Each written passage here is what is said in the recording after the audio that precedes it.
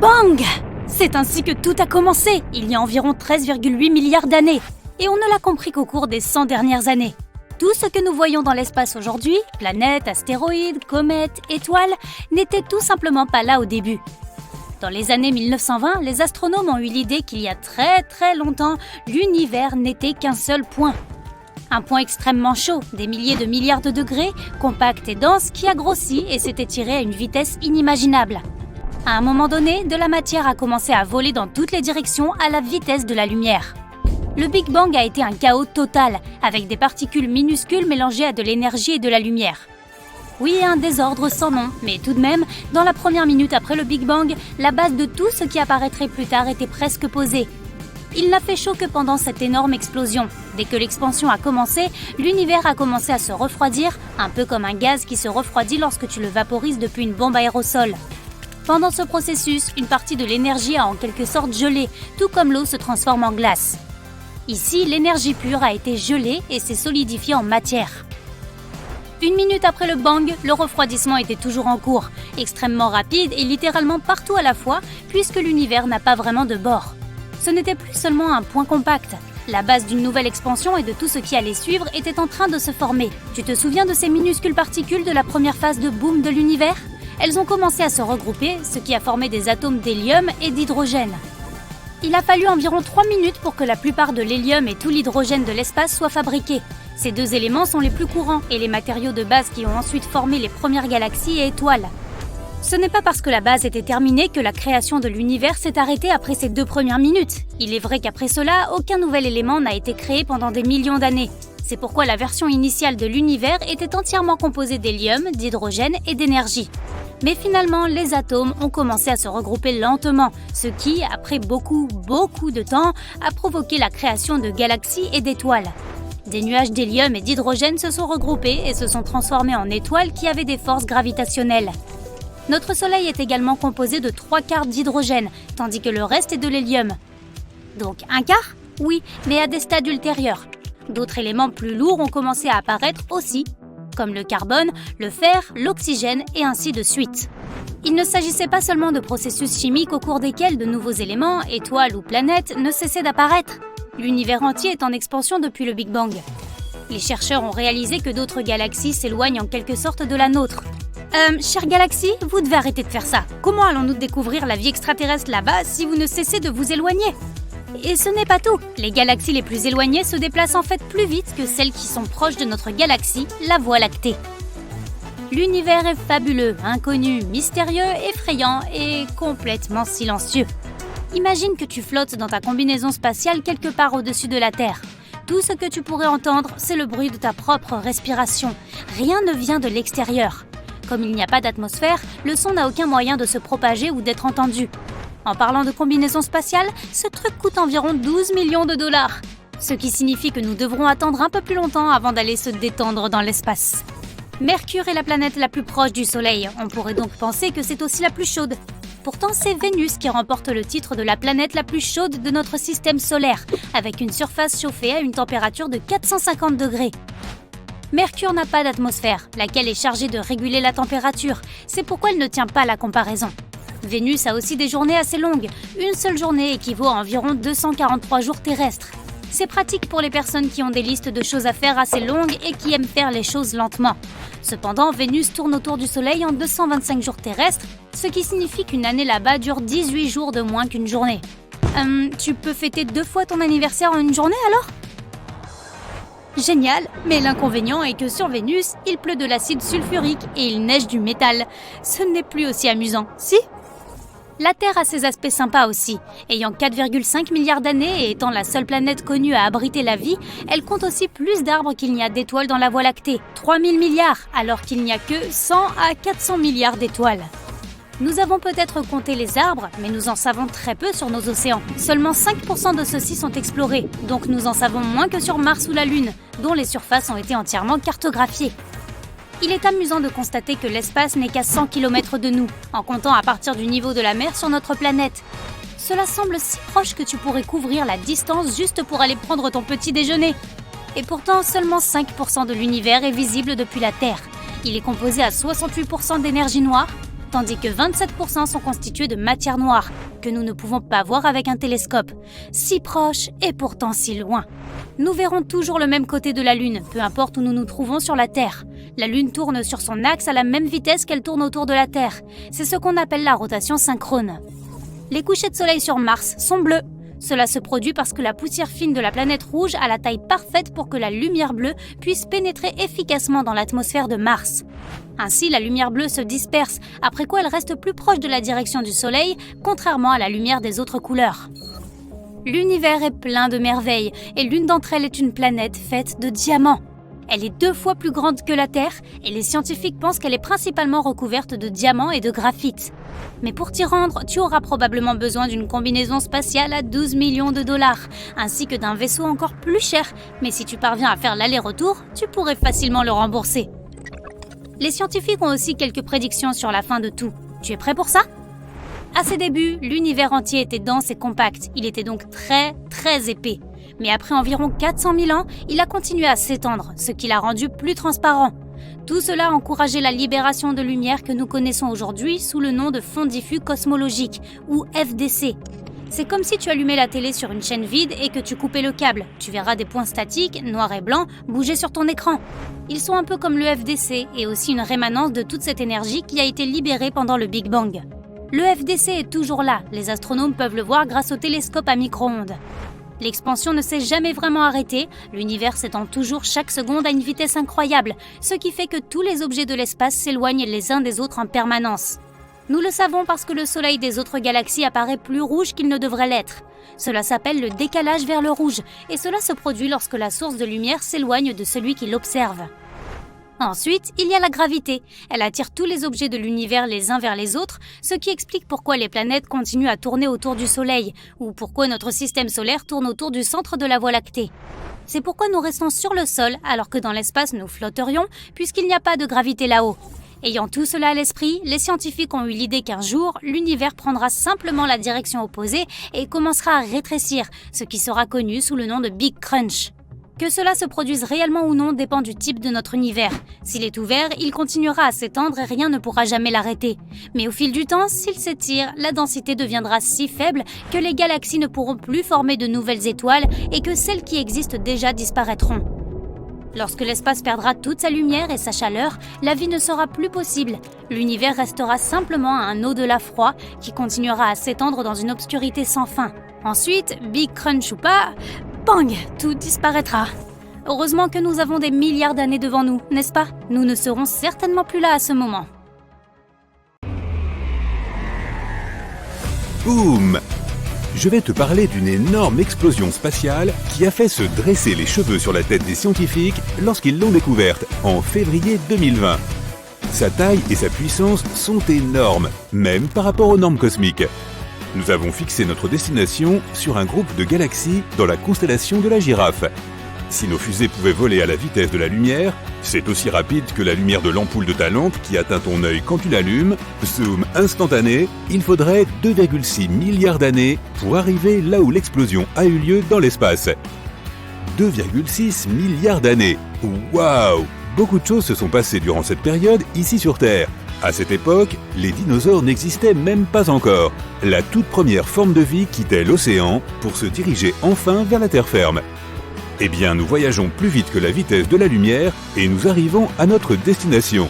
On est sur le ground zero d'une explosion si grande qu'elle serait comme si 600 millions de soleils explosaient simultanément. Sachant que notre soleil est déjà absolument gigantesque, comme tu le sais, il pourrait contenir 1 million de terres. En fait, 99,8% des éléments qui composent notre système solaire sont le Soleil en lui-même. Les 0,2% restants sont toutes les autres planètes, lunes, astéroïdes et autres corps cosmiques qui flottent autour de notre étoile. Et voici la chose vraiment intéressante. Cette explosion a duré 100 millions d'années, soit le temps entre aujourd'hui notre monde numérique actuel, avec ses smartphones et ses voitures à moteur, jusqu'à l'époque des dinosaures. Alors, qu'est-ce qui a déclenché cette explosion spatiale aux proportions si dingues ? Un trou noir, quoi d'autre ? Ce monstre a avalé tellement de substances diverses qu'il s'est étouffé et a émis une quantité de faisceaux de plasma. Ils ont traversé l'espace et ont formé un désert cosmique tout autour du site.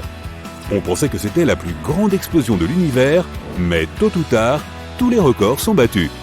Nous nous dirigeons vers un autre amas de galaxies, celui-ci s'appelle Ophiuchus. Une explosion a retenti ici et elle était 5 fois plus puissante que celle de la girafe. Elle était si grosse qu'on pouvait facilement aligner 15 voies lactées sur sa zone d'explosion. Notre galaxie a plus de 100 000 années-lumière et abrite 200 milliards d'étoiles. Waouh, c'est le bon mot. C'est la plus grande explosion spatiale depuis le Big Bang, la fameuse, celle qui a tout déclenché il y a 13,8 milliards d'années. Quelle était donc la source de cette explosion ? Pour répondre à cette question, il nous faut une simple analogie. Tout comme sur la Terre, l'espace a ses propres mégalopoles. Ces New York et Tokyo du cosmos sont énormes, elles aussi. Et quand je dis énormes, c'est parce que je n'ai pas d'autre mot. Je cherche, cela dit. On les appelle officiellement des superamas de galaxies.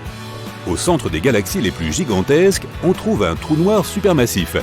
Aujourd'hui, les scientifiques ne savent toujours pas grand-chose sur ces amas, mais la théorie veut qu'il s'agisse essentiellement d'un tas de choses ou de matière qui se compriment en un minuscule point qui ne peut même pas être mesuré parce qu'il est infiniment petit. Oui, des choses compliquées. Imagine les choses ainsi. Ce serait comme prendre la Terre entière et la réduire à la taille d'un grain de riz. Mais ce grain de riz aurait toujours le même poids que la planète. Tous ces éléments seraient vraiment très comprimés. Donc plus de matière égale plus de gravité, ce qui signifie que l'attraction d'un trou noir est inévitablement forte. Même la lumière ne peut pas la traverser, d'où la partie noire de son nom. Ce qui est drôle, c'est que nous ne pouvons même pas les voir avec nos yeux. Les trous noirs ne brillent pas et ne reflètent pas la lumière, ils l'absorbent comme on le fait avec les spaghettis. Miam, ça me donne faim rien que d'y penser. Mais revenons aux énormes choses de l'espace qui font boum. Un trou noir supermassif a explosé dans ce superamas de galaxies nommé Ophiuchus.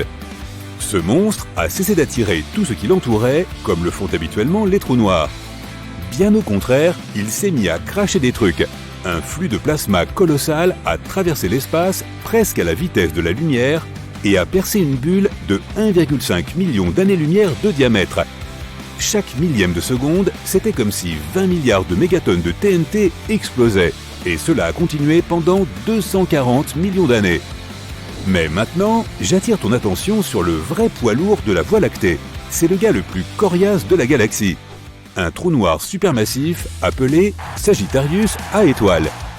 La masse de cette bête est 4 millions de fois celle du Soleil. Et tu vas aimer ceci, elle n'est qu'à 25 000 années-lumière de notre planète. En termes de rapport dans l'espace, cette chose est comme l'équivalent de notre voisin 2 maisons plus loin dans la rue. Attends, ne panique pas besoin de faire tes bagages et de déménager. Notre voisin a heureusement abandonné son ancienne activité de lanceur de jets chauds dans l'espace. Mais en 2019, il a fait battre le cœur des astronomes. Près de cette étoile, ils ont remarqué un flash 75 fois plus élevé que la normale. Leur théorie, numéro 1, le trou a englouti une partie d'une étoile qui se trouvait bien trop près pour être à l'abri. Ou bien, numéro 2, un nuage de gaz s'est écrasé sur lui. Après un pic d'activité de 14 heures, l'étoile du Sagittarius A étoile s'est finalement calmée. Ouf! Mais dans le passé, ce géant avait un sacré tempérament et savait mettre le feu à l'espace. Il y a 3,5 millions d'années, nos très anciens ancêtres, genre techniquement ils n'étaient pas encore humains, traversaient déjà l'Afrique à pied. Innocents, ils ignoraient qu'un cataclysme se produisait très loin dans le ciel, juste au-dessus d'eux. Cela a ressemblé à une balise qui s'est allumée tout à coup et a émis 2 faisceaux avec une forme conique. Le tout a été déclenché par un nuage d'hydrogène 100 000 fois plus grand que le Soleil. Il s'est approché un peu trop près et l'étoile Sagittarius A étoile a réagi. Ces jets de plasma ont traversé l'espace pendant 200 000 années-lumière et ont continué pendant 300 000 ans de plus. C'est un claquement de doigts sur l'échelle cosmique, mais les astronomes trouvent encore aujourd'hui des traces de ce boom. Les étoiles à neutrons savent aussi comment déclencher de gros feux d'artifice. Elles apparaissent lorsque des étoiles géantes sont à court de carburant et s'effondrent sur elles-mêmes. Imagine que le Soleil en entier soit comprimé à la taille d'une petite ville. Oui, cela rend les étoiles à neutrons incroyablement denses et lourdes. Une cuillère à café de leur matière pèse environ 10 millions de tonnes. Elles tournent extrêmement vite, des centaines de rotations complètes par seconde. Et pour certaines d'entre elles, elles lancent des faisceaux d'énergie depuis leur pôle, ce qui leur donne l'apparence d'un phare cosmique. L'une des étoiles à neutrons la plus intéressante se trouve dans la constellation du Sagittaire. Comme les trous noirs, elle possède une puissante gravité et attire des tonnes de matière. Tout cela s'accumule dans un énorme disque qui tourne. Cette étoile en particulier était alimentée par l'hydrogène d'une étoile voisine. Elle a englouti sa voisine et elle a absorbé tellement de matière qu'elle s'est mise à chauffer. Le résultat, une gigantesque boule de feu lancée depuis sa surface. Les astronomes en ont été témoins le 20 août 2019. Ils ont vu un flash de 20 secondes qui a illuminé l'espace. C'était l'explosion la plus brillante que la NASA ait jamais vue. L'étoile a dépensé pour cela plus d'énergie que le Soleil n'en produit en plus d'une semaine. Mais bien sûr, rien ne vaut le plus grand boom de tous, celui qui a apporté la vie à notre univers tout entier, selon la théorie la plus répandue. Mais d'abord, un petit retour en arrière. Les scientifiques estiment que seulement 5% de l'univers est constitué d'étoiles, de planètes, d'astéroïdes, de comètes, de nuages de poussière, de toi, moi, ton chinchilla, de toute la vie, en gros de tout ce que tu peux voir de tes propres yeux. Alors, que peuvent être les 95% restants ? Même si ça a l'air louche, c'est la mystérieuse énergie noire et la matière noire. En termes simples, elles sont comme le yin et le yang de l'espace. La matière noire attire les choses les unes vers les autres grâce à la gravité. C'est la colle de notre univers qui maintient tout ensemble. L'énergie noire fait le contraire. Elle fait que les choses se repoussent et s'éloignent les unes des autres. C'est ce que dit la théorie. Et bizarrement, l'énergie noire fait que les choses qui sont déjà loin entre elles s'éloignent de plus en plus. Les scientifiques peuvent même le constater par eux-mêmes. Plus une galaxie est lointaine, plus elle s'éloigne rapidement de la Terre. Mais ces deux forces n'ont pas toujours été présentes. En fait, il y a environ 13,8 milliards d'années, il n'y avait rien autour. Tout était condensé en un minuscule point infiniment petit. Cela te semble familier ? Oui, ce mystérieux point qui rétrécit à jamais se trouve aussi au centre des trous noirs, et c'est ce qu'on appelle une singularité. C'est là que notre science et nos maths s'effondrent. C'est la chose la plus déconcertante qui soit. Mais un jour, ce point incroyablement dense et chaud a commencé à s'étendre dans toutes les directions. Et il a grandi plus vite que la vitesse de la lumière. Il a doublé sa taille 100 fois en une fraction de seconde. Si tu veux plus de détails, c'est 1/100 de milliardième, de trillionième de seconde. Oui, plus le temps passait, plus elle grandissait vite et plus elle était grosse. Et elle s'est agrandie depuis, comme si on faisait exploser un ballon qui n'éclate jamais. Les scientifiques ont appelé cette expansion le Big Bang. Et voilà. Des trous noirs qui déchirent d'énormes étoiles, des pulsars qui tournent à des vitesses incroyables et émettent de puissants faisceaux d'énergie, des nébuleuses colorées qui créent des feux d'artifice d'étoiles naissantes, des galaxies de toutes les couleurs et de toutes les tailles possibles. Oui, tout cela se trouve dans notre univers, mais il n'est pas infini, il a une limite. Un mur au sens propre, et au-delà, il y a le néant absolu. Alors embarquons pour un voyage vers ce mur. Mais commençons par le commencement. Notre univers est comme une énorme poupée russe. Si tu l'ouvres, tu en trouveras une plus petite à l'intérieur. C'est une galaxie. À l'intérieur de celle-ci se trouve encore une poupée plus petite. C'est notre système solaire. Et la plus petite poupée de toutes est la Terre. Chacune de ces poupées a des frontières que nous allons traverser. Pour cela, nous aurons besoin d'un vaisseau spatial de grande taille. Il doit aussi être capable de se déplacer 100 fois plus vite que la vitesse de la lumière. Tu montes à bord et tu démarres les moteurs. Notre première limite se trouve à 100 km au-dessus du niveau de la mer. C'est 10 fois plus haut que l'altitude des avions de ligne. Ce point s'appelle la ligne de Kármán. Elle sépare l'atmosphère terrestre de l'espace extra-atmosphérique. Maintenant, volons plus loin jusqu'au bord de notre système solaire. Nous allumons les hyperpropulseurs et passons devant Mars, Jupiter, Saturne, Uranus et Neptune. Nous avons parcouru une distance de 100 unités astronomiques. Une UA est la distance entre la Terre et le Soleil.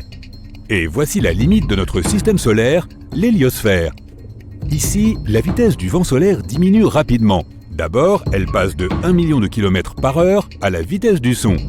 Ensuite, il y a une couche appelée l'héliopause. C'est là que le vent disparaît presque complètement. Puis notre vaisseau subit une vague d'étrave. C'est là que nous ressentons la force du vent interstellaire, qui entre en collision avec la frontière de notre système solaire. Lorsque tu passes cette frontière, tu te retrouves dans l'obscurité de l'espace interstellaire. Et c'est là que tu trouves les deux objets fabriqués par l'homme qui ont fait ce voyage pour la première fois dans l'histoire. Il s'agit de Voyager 1 et Voyager 2. Voyager 1 a franchi cette frontière en 2004. Voyager 2 l'a fait en 2007. Ces sondes spatiales ont découvert que l'héliosphère n'est pas une sphère parfaite autour du Soleil. Sa frontière sud est 10 UA plus proche de l'étoile que sa frontière nord. Nous nous déplaçons donc dans l'espace interstellaire et nous approchons bientôt d'un mur de pierre autour de notre système solaire. 200 000 UA plus loin, et le voilà. Ce mur de pierre est le nuage de Oort. En réalité, c'est une ceinture d'astéroïdes qui entoure notre monde. Les scientifiques pensent que le nuage de Oort pourrait être la source des comètes et des météorites qui tombent sur la Terre, mais ils sont si dispersés que nous pouvons facilement nous glisser entre eux. Maintenant, nous sommes dans l'obscurité totale. La Voie lactée fait environ 106 000 années-lumière de diamètre. Avec une fusée classique, il faudrait des milliards d'années pour parcourir cette distance. Mais tu accélères au maximum, tu passes magistralement devant les étoiles et les planètes comme sur un circuit de course. Et en quelques minutes, tu es au bord de notre galaxie. Il n'y a plus de vent interstellaire. Tout ce que tu vois, ce sont des points lumineux quelque part au loin. Ces points sont d'énormes galaxies. Il nous faut consulter une carte pour se rendre jusqu'au bord de notre univers tout entier. Tu es ici, près de la Voie lactée. Elle fait partie d'un amas de galaxies appelé le superamas Laniakea. Mais même cet énorme amas est comme une aiguille dans une botte de foin. En faisant un zoom arrière, on trouve le superamas Hydra Centaurus. Des milliers de galaxies sur la carte ressemblent à de petits points. Zoom arrière maximum. Voici tout notre univers observable. Nous pensions qu'il était infini, mais nous avons peut-être la preuve qu'il y a une frontière. Elle se trouve ici, à 10 milliards d'années-lumière de chez nous. Même si tu te déplaçais à la vitesse de la lumière, un voyage là-bas prendrait 2 fois plus de temps que l'existence de notre planète entière. Pendant ce temps, soit le Soleil s'éteindrait, soit il exploserait comme une supernova, détruisant tout notre système solaire. Et si tu pouvais vivre aussi longtemps et revenir ensuite chez toi, tu verrais que notre galaxie n'existerait plus. Elle est depuis longtemps entrée en collision avec la galaxie d'Andromède et a fusionné en un seul grand corps cosmique. Heureusement, ton vaisseau est capable de déformer l'espace-temps pour que ce voyage prenne littéralement quelques secondes. Boum! Félicitations, tu es arrivé à destination. Le supervide d'Eridanus. Certains scientifiques pensent que cet endroit est la preuve des collisions de notre univers avec quelque chose d'assez grand pour laisser une si grande cicatrice. Le supervide d'Eridanus est un espace vide et froid de 1 milliard d'années-lumière de large. Si tu imagines ce vide comme une tasse, il pourrait contenir au moins 10 000 galaxies. Et il est apparu après un accident aux proportions gigantesques. L'objet qui s'est écrasé dans notre univers n'était autre que un autre univers. Oui, d'autres univers peuvent réellement exister. Imagine que notre univers entier est une énorme bulle qui contient tous les amas de galaxies de l'univers observable. Il pourrait y avoir un nombre infini de telles bulles qui seraient nées pendant le Big Bang. Ces univers peuvent être différents d'une autre. Ils peuvent abriter d'autres galaxies et nébuleuses. Mais ces bulles pourraient aussi être des univers parallèles. Cela signifie que si tu as choisi des céréales plutôt que des flocons d'avoine ce matin, dans un autre univers, ton alter ego pourrait avoir choisi les flocons d'avoine. Chaque choix que tu as fait dans la vie a eu des conséquences complètement différentes dans un univers parallèle. Et comme le nombre de choix est infini, il y a une infinité d'univers parallèles. Donc, comme une bulle ordinaire, notre univers a une paroi qui se trouve près du supervide d'Eridanus. Il y a longtemps, une autre bulle est passée devant la nôtre. En se rapprochant l'une de l'autre, leurs champs gravitationnels ont commencé à interagir. Notre mur frontalier a commencé à se déformer et à s'étirer vers l'autre univers. La même chose s'est produite de l'autre côté. Puis, les parois des deux univers sont entrées en contact. Mais comme les bulles ont bougé, leur lien a commencé à se rompre. Et l'autre univers a arraché un énorme morceau du nôtre. Un vide froid s'est formé au niveau de point de collision. C'est le supervide d'Eridanus. Le problème est que l'univers a la même apparence pour un observateur, quel que soit son point de vue. Par exemple, imagine un ballon de basket suspendu en l'air. Maintenant, si nous plaçons une fourmi sur le ballon et lui demandons de trouver le bord du ballon, elle se mettra à tourner autour en faisant un nombre infini de cercles. Mais le paysage autour de la fourmi ne changera pas. Tout ce qu'elle verra, c'est un univers arrondi parce que la sphère reste la même, quel que soit le point de vue. La même chose se produit lorsque nous essayons de trouver le bord de notre univers. Tout cela parce que nous imaginons le monde dans un espace tridimensionnel et que notre vue est limitée. Par exemple, tu vois un carré ordinaire dans un espace bidimensionnel. Mais si tu ajoutes de la profondeur et que tu changes le point de vue, voilà, c'est un cube. Si nous pouvions voir l'univers dans un espace à 4 dimensions, un carré pourrait être quelque chose de complètement différent. Mais peut-être pourrions-nous quitter notre bulle d'adoption. La clé pour voyager dans un autre univers se trouve peut-être à l'intérieur d'un trou noir. Un trou noir est l'un des objets les plus mystérieux de l'univers. Ils sont si massifs qu'ils déforment non seulement l'espace, mais aussi le temps. C'est comme placer un rocher très lourd sur un filet. Le filet s'affaissera et plus tu te rapprocheras du rocher, plus la courbure sera forte. Une fois que tu es dans le champ gravitationnel d'un trou noir, tu ne peux plus en sortir. Nous ne savons toujours pas ce qui pourrait se trouver au cœur d'un trou noir. Certains scientifiques supposent que les trous blancs existent aussi. Théoriquement, ils devraient naître en même temps que les trous noirs. À l'exception de la couleur, ils sont l'exact opposé des trous noirs. Rien ne peut s'approcher d'un trou blanc. Pour l'instant, il n'y a pas de données sur ces objets, mais la théorie de la relativité générale suggère qu'ils existent. Il existe également une théorie selon laquelle un trou noir pourrait être un portail vers un autre univers. Lorsque tu entres dans un trou noir, tu peux ressortir de l'autre côté par l'horizon des événements du trou blanc. Tu contournes donc la frontière des univers et tu te retrouves dans un monde complètement différent. Mais nous avons peut-être la preuve qu'un trou blanc existe. En 2006, les scientifiques ont découvert une explosion d'énergie inhabituelle à 1,6 milliard d'années-lumière de la Terre.